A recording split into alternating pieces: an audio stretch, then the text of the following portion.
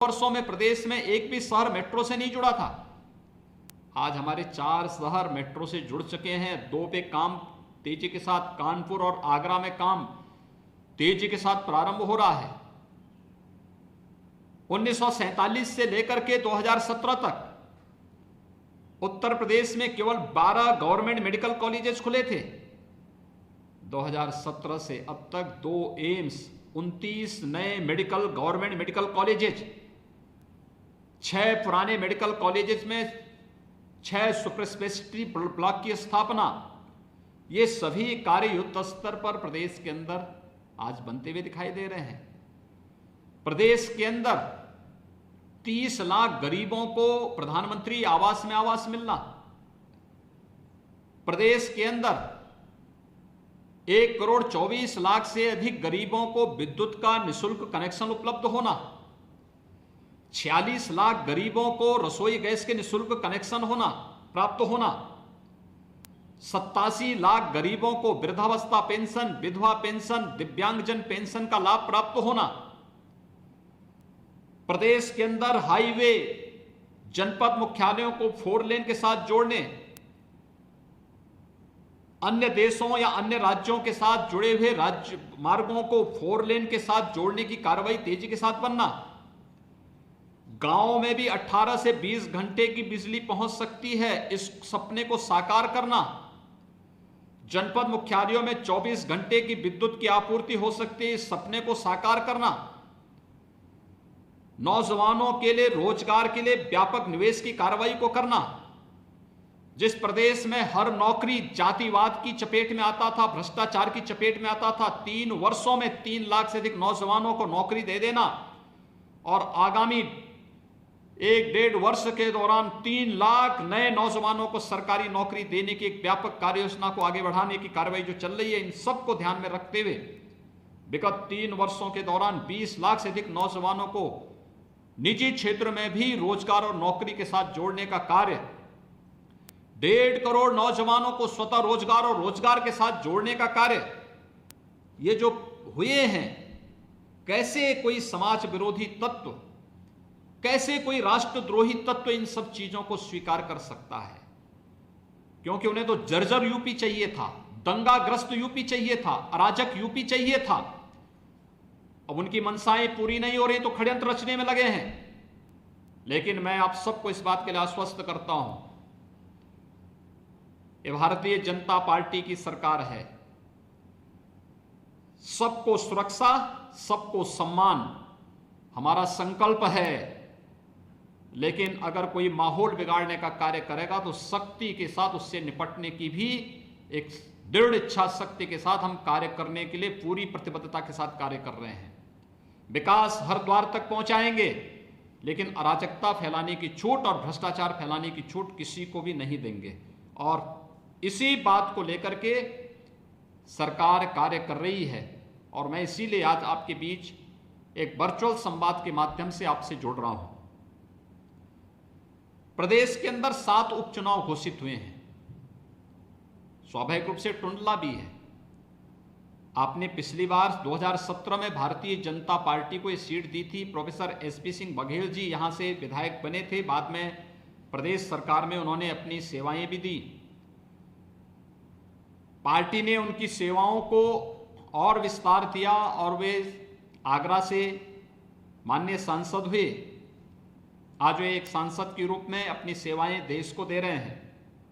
यह सीट खाली हुई उपचुनाव के लिए। इस सीट के लिए हम सबको अपने आप को तैयार करना है। भारतीय जनता पार्टी की सीट थी तो भारतीय जनता पार्टी के पक्ष में आए, ये हमारा संकल्प एक इस बात को लेकर।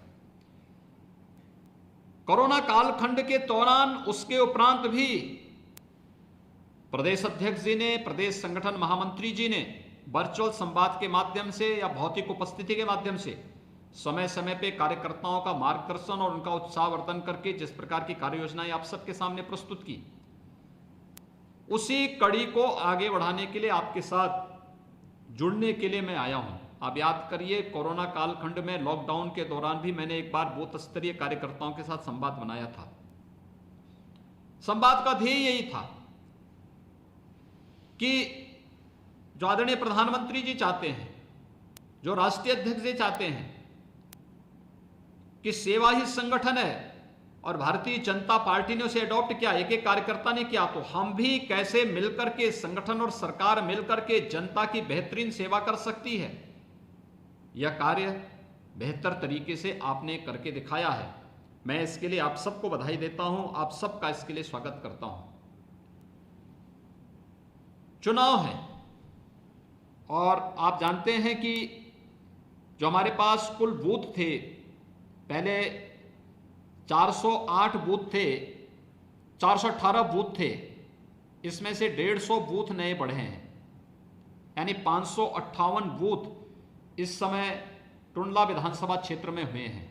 कोविड-19 के दौरान चुनाव हो रहे हैं, प्रयास हुआ है एक बूथ पे 1000 से अधिक मतदाता न रहे, नए बूथों का गठन हुआ है।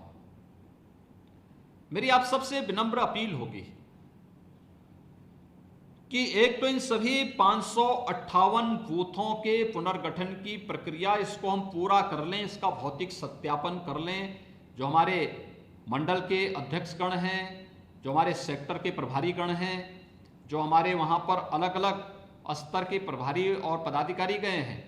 देखिए, चुनाव घर घर जनसंपर्क का चुनाव होगा, इसलिए घर घर जनसंपर्क के चुनाव के लिए बहुत बड़ी रैलियां, जैसे पहले हम लोग आते थे सभा करके चले जाते थे, अब उस प्रकार के कार्यक्रम संभवतः हो पाएंगे कठिन लगता है, क्योंकि हमें कोविड-19 से भी जूझना, इसके संक्रमण को भी रोकना है, लोगों के आरोग्यता के लिए भी कार्य करना है, लेकिन साथ साथ चुनाव से पार्टी को के पक्ष में माहौल भी बनाना है। और इस दिशा से मैं चाहूँगा संगठन के सामने जो सबसे बड़ा चैलेंज होगा कि जो 118 नए बूथ बने हैं, इन सभी नए बूथ में भी 150 जो नए बूथ बने हैं, इन 150 नए बूथ का भी हम गठन पूरी 100% करवा लें।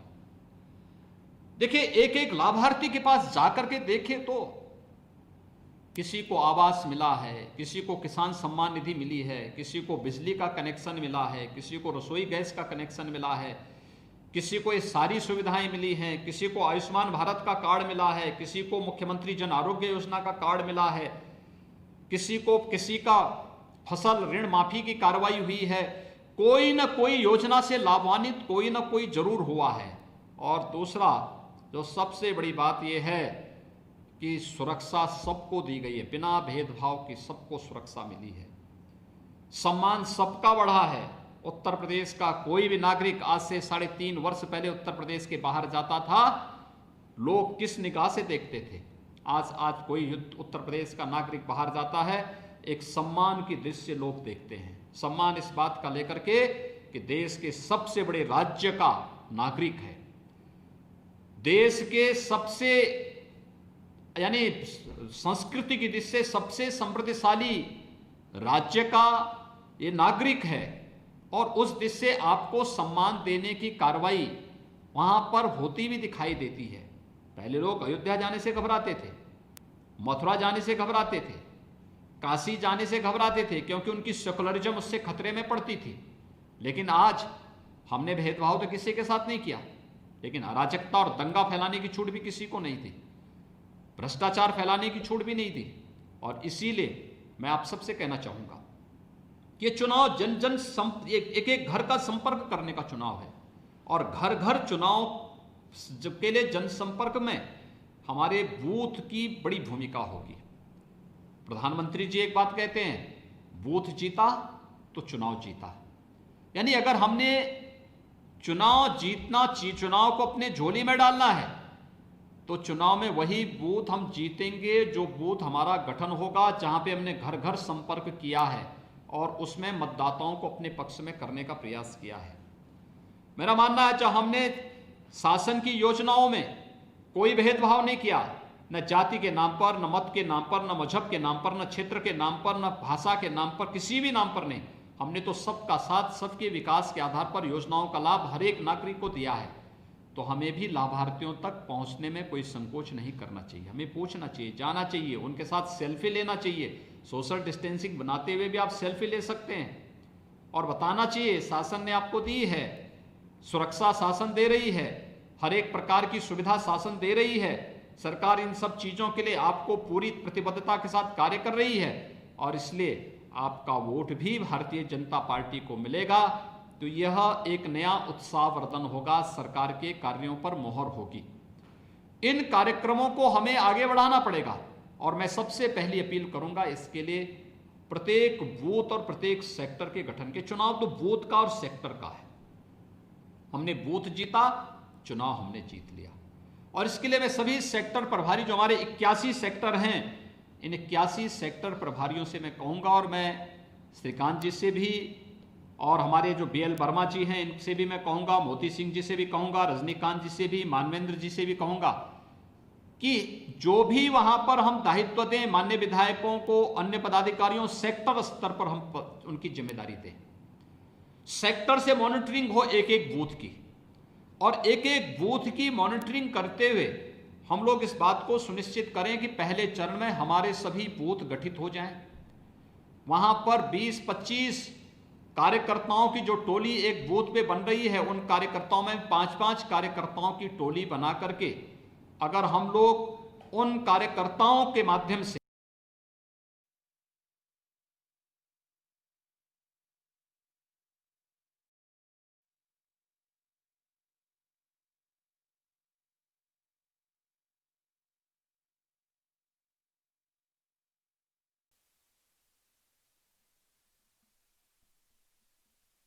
जवान और कर्मठ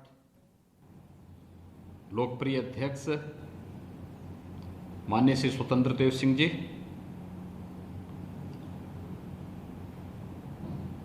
प्रदेश सरकार में मेरे सहयोगी मंत्री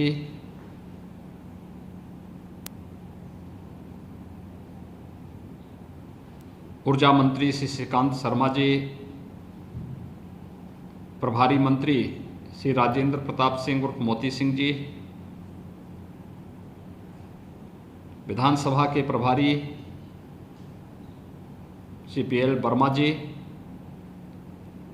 क्षेत्रीय अध्यक्ष श्रीमान रजनीकांत जी, जिला के अध्यक्ष श्रीमान मानवेंद्र प्रताप सिंह लोधी जी, मान्य विधायकगण,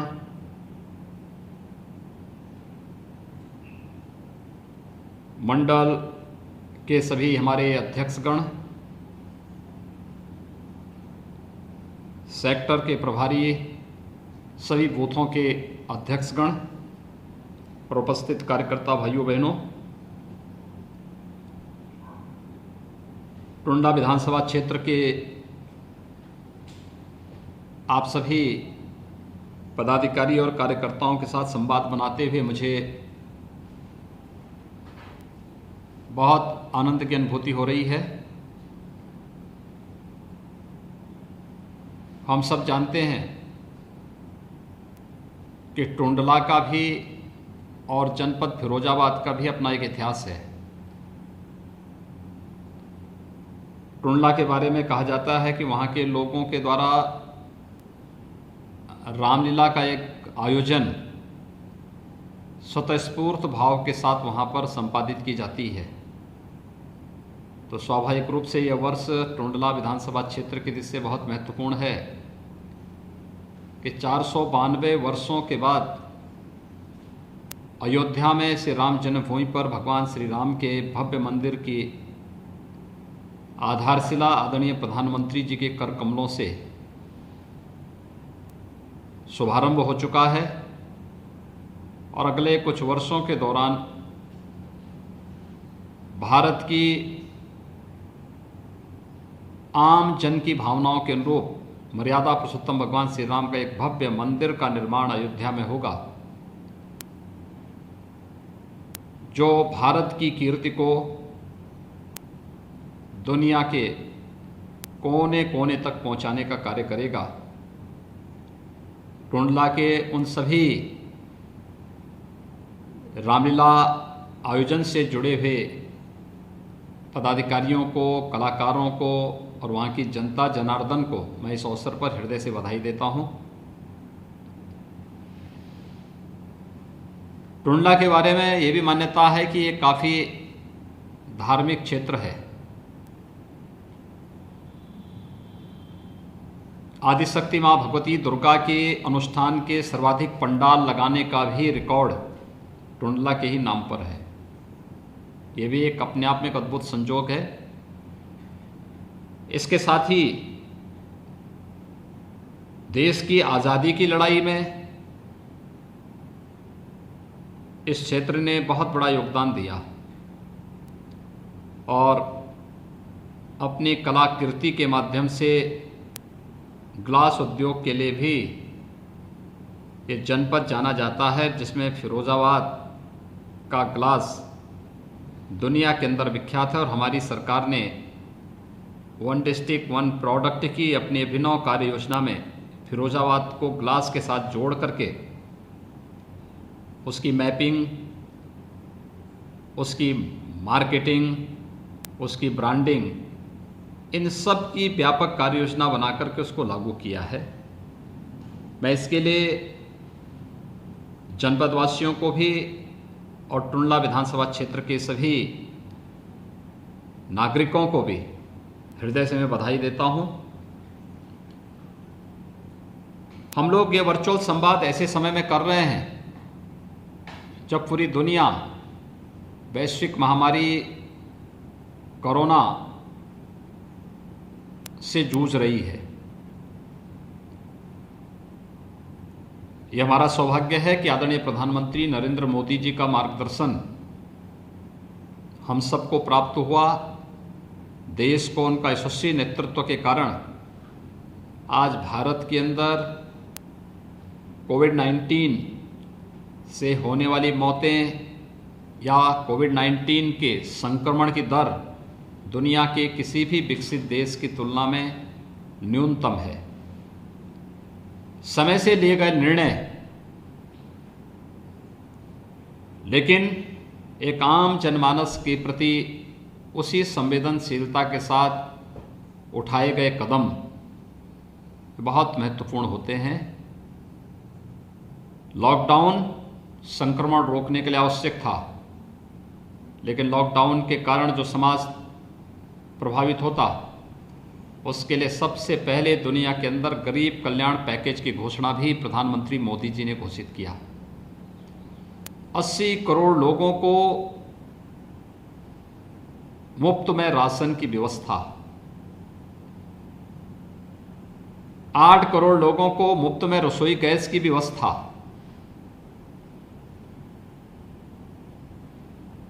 अगर उत्तर प्रदेश के अंदर ही हम देखेंगे तो 18 करोड़ लोगों को हम लोग मुफ्त में राशन उपलब्ध करा रहे हैं। 46 लाख लोगों को हर महीने सितंबर माह तक, मार्च यानी अप्रैल से सितंबर तक 6 महीनों तक रसोई गैस के सिलेंडर उपलब्ध करवाने का कार्य किया गया। और 87 लाख पेंशन धारक, ये पेंशन धारक वृद्धावस्था पेंशन, विधवा पेंशन, दिव्यांगजन पेंशन, कुष्ठावस्था पेंशन से जुड़े हुए इन सबको एडवांस में पेंशन की राशि उनके खाते में देने का कार्य हुआ। 2 करोड़ किसानों को उनके खाते में प्रधानमंत्री किसान सम्मान निधि का पैसा देने का कार्य भी संपन्न किया गया। तो साथ ही साथ प्रदेश के अंदर कुछ अन्य कार्यक्रम भी इस दौरान प्रारंभ हुए, चाहे वह श्रमिकों के लिए भरण पोषण भत्ता हो, प्रदेश के अंदर ठेला रेहड़ी खोमचा लगाने वाले स्ट्रीट वेंडर के लिए भी भरण पोषण भत्ता के साथ ही प्रधानमंत्री स्वनिधि मद के माध्यम से उन्हें 10,000 रुपये तक का लोन की सुविधा उपलब्ध कराने की कार्रवाई हो। आत्मनिर्भर भारत के अंतर्गत प्रदेश के अंदर 1.5 करोड़ से अधिक प्रवासी कामगार नौजवानों को, प्रदेश के युवाओं को रोजगार की सुविधा उपलब्ध कराने का कार्य रहा हो, या फिर 40 लाख प्रवासी कामगार और श्रमिकों को सुरक्षित उनके घरों तक पहुंचाने का कार्य। याद करिए, लॉकडाउन के दौरान जब कोटा में फंसे हुए उत्तर प्रदेश के 14,000 से अधिक नौजवानों को जो प्रतियोगी परीक्षाओं की तैयारी कर रहे थे उन्हें सुरक्षित उनके घरों तक पहुंचाना था। प्रदेश सरकार ने त्वरित कदम उठाते हुए अपनी बसेज भेज करके राजस्थान कोटा से उन्हें उनके घरों तक पहुंचाने का कार्य किया गया। प्रयागराज में 15,000 प्रतियोगी छात्र छात्राएं थी, उन्हें सुरक्षित उनके घरों तक पहुंचाने का कार्य राज्य सरकार ने अपनी बसेज से किया। 40 लाख प्रवासी कामगार और श्रमिकों को उनके घरों तक पहुंचाने का कार्य किया गया। उन्हें राशन किट उपलब्ध कराए गए। कहीं भी किसी को कोई समस्या ना आने पाए। जहां इस बात की चिंता की गई वहीं चिंता इस बात की भी की गई कि कोई भी बेरोजगार न रहे। हर हाथ को काम, हर खेत को पानी। भारतीय जनता पार्टी के इस संकल्प को वास्तविक जीवन में चरितार्थ करने का कार्य किया गया। लॉकडाउन के दौरान सभी 119 चीनी मिलों को प्रदेश के अंदर संचालित करवाया गया। तो गेहूं की फसल खड़ी थी, मकई की फसल खड़ी थी, दलहन तिलहन की फसल खड़ी थी, उसके लिए भी किसानों को मदद दी गई। कंबाइन मशीनें मंगाई गई, लेबर की व्यवस्था करवाई गई, अन्य सुविधाएं उपलब्ध करवाई गई और ये सभी कार्य अपने गति से निरंतर कार्य करता रहा। अद्भुत मिसाल प्रस्तुत की भारतीय जनता पार्टी के कार्यकर्ताओं ने। अक्सर राजनीतिक दलों का संकल्प क्या होता है? सत्ता प्राप्त करना। लेकिन आदरणीय प्रधानमंत्री मोदी जी के मार्गदर्शन में भारतीय जनता पार्टी ने संकल्प ले लिया, आदरणीय राष्ट्रीय अध्यक्ष जी के नेतृत्व में, कि नहीं, इस वैश्विक महामारी के दौरान हमारा संकल्प होगा कि सेवा ही संगठन। और अद्भुत मिसाल प्रस्तुत की है भारतीय जनता पार्टी के कार्यकर्ताओं ने। अकेला राजनीतिक दल था देश में भी दुनिया में भी जो इस संकट के दौरान स्वयं बचते हुए, संक्रमण को रोकते हुए सेवा की एक अद्भुत मिसाल प्रस्तुत कर रहा था। वह भारतीय जनता पार्टी का एक कार्यकर्ता था और उसको जनता ने भी, मीडिया ने भी बहुत अच्छे ढंग से हाथों हाथ लिया, उसकी सराहना की, उसको भरे खुले दिल से उसका स्वागत भी किया। हमें याद रखना होगा, जब पार्टी का दायरा बढ़ रहा है, जब केंद्र और प्रदेश सरकार देश के हित में, प्रदेश के हित में, लोक कल्याण के लिए ढेर सारी योजनाएं लेके आ रहे हैं और कार्यक्रमों को लेके आगे बढ़ रही हैं, उन स्थितियों में आपने देखा होगा पिछले 6 वर्षों में प्रधानमंत्री मोदी जी के नेतृत्व में केंद्र की सरकार ने जो बेहतरीन कार्य करके दिखाए हैं। प्रधानमंत्री आवास योजना के माध्यम से, स्वच्छ भारत मिशन के माध्यम से, प्रधानमंत्री उज्ज्वला योजना के माध्यम से, प्रधानमंत्री उजाला योजना के माध्यम से, प्रधानमंत्री आयुष्मान भारत के माध्यम से, प्रधानमंत्री पोर्टेबिलिटी यानी one nation one ration card की व्यवस्था के माध्यम से, एक एक कार्यक्रम जनता को समर्पित, लोक को समर्पित, न जाति न क्षेत्र न भाषा, यानी किसी भी आधार पर कोई भेदभाव नहीं, सबका साथ, सबका विकास और सबके विश्वास का यह आधार बना। यह भारतीय जनता पार्टी ने पिछले 6 वर्षों के दौरान प्रधानमंत्री मोदी जी के नेतृत्व में जहां करके दिखाया, वहीं विगत 3.5 वर्षों के दौरान प्रधानमंत्री मोदी जी के मार्गदर्शन में हम लोगों ने उत्तर प्रदेश के अंदर भी वह कार्य करके दिखाया है।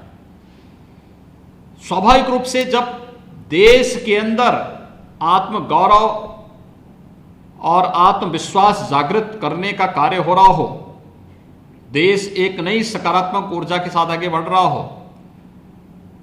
हर कार्यकर्ता, हर नौजवान, हर देशवासी के मन में एक नई ऊर्जा, एक नई स्फूर्ति देखने को मिल रही है, उन स्थितियों में विरोधी हाथ पे हाथ धरे हुए तो नहीं बैठेगा, वो साजिशें रचेगा, वह षड्यंत्र करेगा।